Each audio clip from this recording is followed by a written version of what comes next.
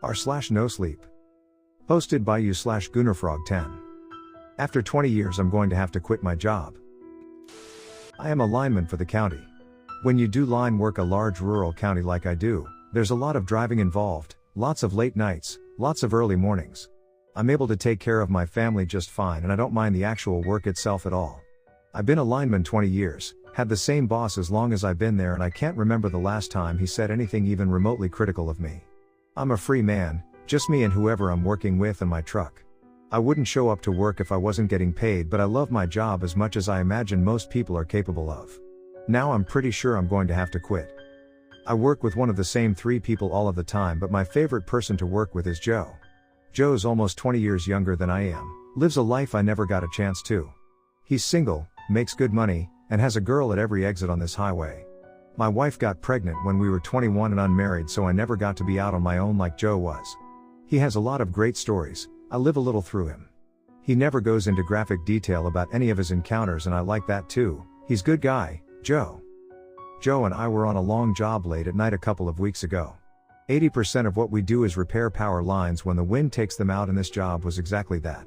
About an hour or so to the job site, emergency hours and emergency pay because it was getting cold and the area couldn't be without heat for any extended period of time. Now when we stepped out of the truck nothing looked any different than every other job. Funny thing about line work at night though is that you only get to see pieces of what you're in for as you set up the spotlights to get to work. Headlights from the truck didn't catch anything strange. First set of spotlights everything was normal. Second set of lights pointed at the pole where the line sits, and that's when Joe noticed something strange. "Hey Gus, come take a look at this." I will be goddamned. I strolled over to where he was expecting to look up and see something fried on the wire, and he pointed his flashlight to the pole just below where the box should have been, and in that moment I was goddamned too. There was a perfect cut going straight through the pole. When poles broke because of the wind, it was jagged and broken. This looked like someone took the world's sharpest chainsaw and cut right through it. Well, I'll be goddamned. You think someone did this on purpose? Now Gus, I just don't know. You gotta have a sack made of steel to climb an electric pole with what would seem to be the world's sharpest giant chainsaw and cut down a power box. The chances you have of surviving that ordeal are slim to none. You're absolutely right. I imagine this is about a mile above our pay grade. I'm gonna make a call to the boss. Before I could get the call there was a light in the field beyond the pole. It was violet and then it was a light blue. It was pulsating and changing between the colors, and me and Joe must have looked like flies on their way into the bug zapper cause neither of us said anything at all. Until we did. What do you suppose that is, Gus? I have no supposition at all, Joe. I'm just as lost as you are. We stared for a moment more and then in a flash all of our lights went out. The truck lights faded but the spotlights blew, and then we were in complete darkness. Out of the field rose a brilliant light, something so bright I had to look away. I yelled at Joe to get in the truck and we both ran and then locked the doors. The light stayed in the sky for about 30 seconds and then just like that it was gone again. Left us in the pitch black. I could barely see my hand in front of my face. Now I can't explain why or how, but that light made me feel things I had never felt in my life. I was absolutely terrified. Joe was too. He was in a full panic. That light or whatever it was hiding got into the darkest parts of my soul and brought them to life. I remembered things I'd forgotten on purpose. I felt every bad feeling I'd ever experienced. It came through in waves. I was screaming and then I was crying and then I was numb. Joe and I sat there for hours before we called for the boss. We had to compose ourselves enough to make the report. We didn't tell the boss what we had seen.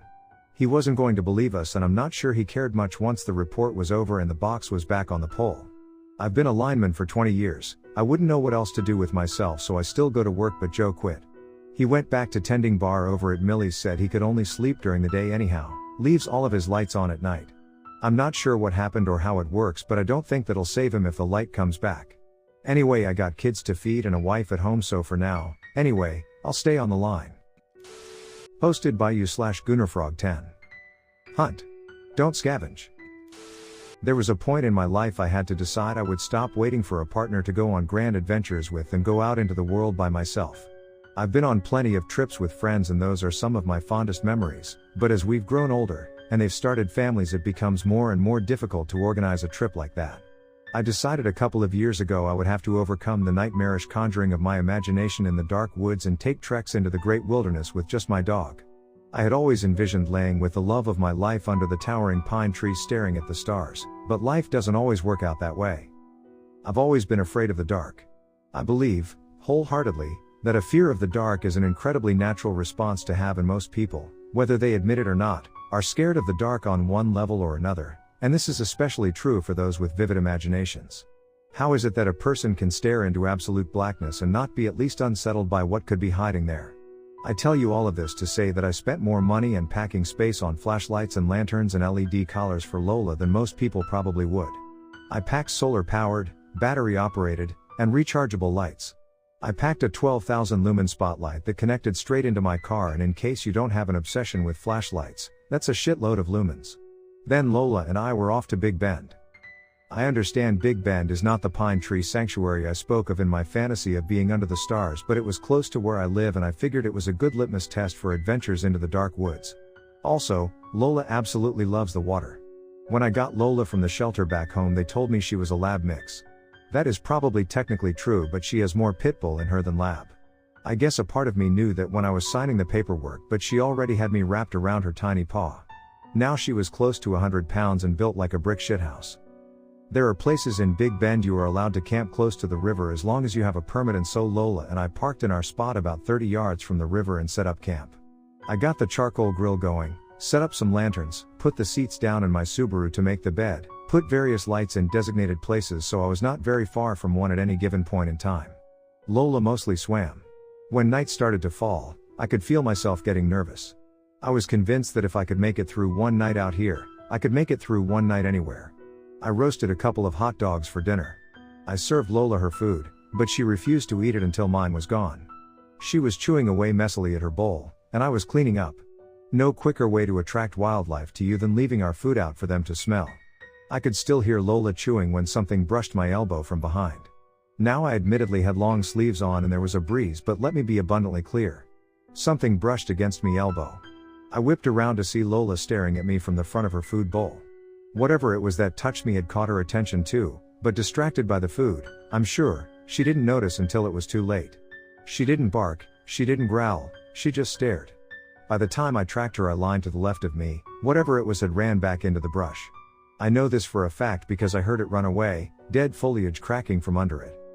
If the mind, as we established earlier, will make up outlandish things in the dark, whatever it will do to keep itself from embarrassment is beyond even that.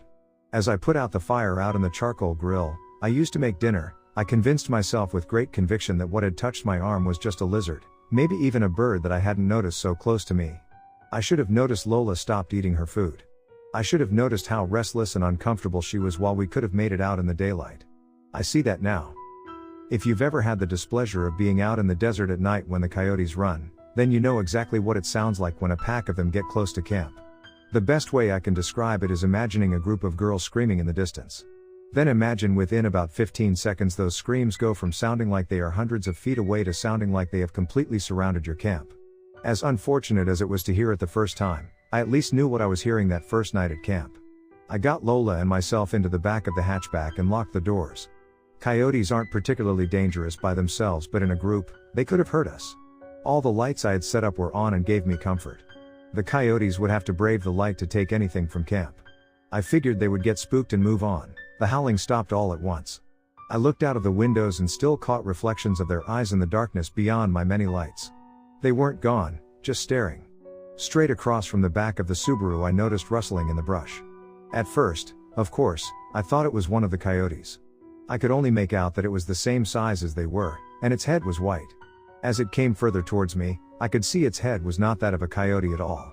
Or at least not that I could see. Whatever its face looked like was covered by a mask. No, not a mask, a skull. There was the skull of a young calf over a body that was unnaturally crawling on all fours. It looked human, or at least ape-like. It crawled slowly around the camp, coming up to each light and turning it off. It knew how to use some of the switches, but if it couldn't figure it out, it just put the light on the ground and smashed it. Lola should have been barking. There was a fiend in our camp, but she wasn't. We were both breathing hard, staring out of the window. After there was only one light remaining, the creature turned its attention to the car. It stood straight up on its hind legs and walked slowly towards the car. It investigated the window. It looked straight at me, only the condensation on the glass between us.